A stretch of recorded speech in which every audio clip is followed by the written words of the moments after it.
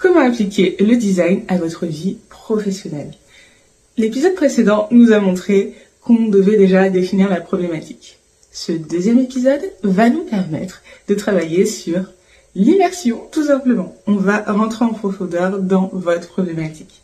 L'enjeu, ça va être de ne pas faire une distinction entre votre vie personnelle et votre vie professionnelle. On va travailler sur une cartographie des compétences. Cette cartographie a l'avantage de vous permettre d'exposer tous vos atouts, des sujets aussi sur lesquels vous ne faites pas forcément lien dans votre pratique de design, parce que ce qu'il faut savoir dans le design, c'est que vos compétences douces, qui sont la curiosité, le relationnel, et en fait ce sont aussi vos compétences métiers qui sont fortes.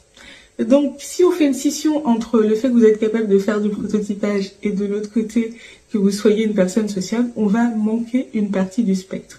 Cette cartographie permet d'obtenir 5 axes de votre vision en design.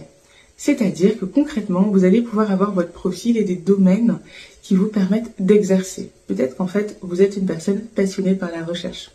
Ou au contraire, vous aimez bien plutôt le domaine culturel. Et bien ces axes-là vous permettent de voir où est-ce que vous êtes naturellement doué. Donc pour faire cet exercice, c'est assez simple. Vous allez lister dans un premier temps toutes vos compétences.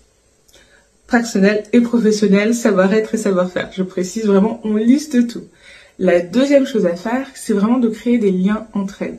Mais pas forcément des liens logiques en mettant le prototypage avec le fait par exemple de savoir dessiner, mais plutôt des liens de sens. De vous demander, par exemple quand je prototype, quelle est mon approche? Qu'est-ce que je recherche à faire? Et en faisant ça, vous allez vous rendre compte que quand vous prototypez, et peut-être que quand vous êtes en train de cadrer un projet, vous faites exactement la même chose. Et donc, vous allez créer un lien de sens. Ce travail, à la fin, vous permet d'obtenir une énorme mind map qui va vous permettre de travailler sur votre vision professionnelle, c'est-à-dire qu'est-ce que vous voulez faire concrètement. À titre personnel, ce que j'aime bien faire, c'est aider les personnes à construire une carrière qui a du sens pour elles. C'est-à-dire leur permettre d'être vraiment alignées, que ça soit d'un point de vue personnel, professionnel, que tout fasse sens. Et donc dans votre cas, à quoi vous voulez aboutir et comment vous voulez avoir aussi un impact positif sur votre domaine et également potentiellement sur d'autres actions, sur le monde.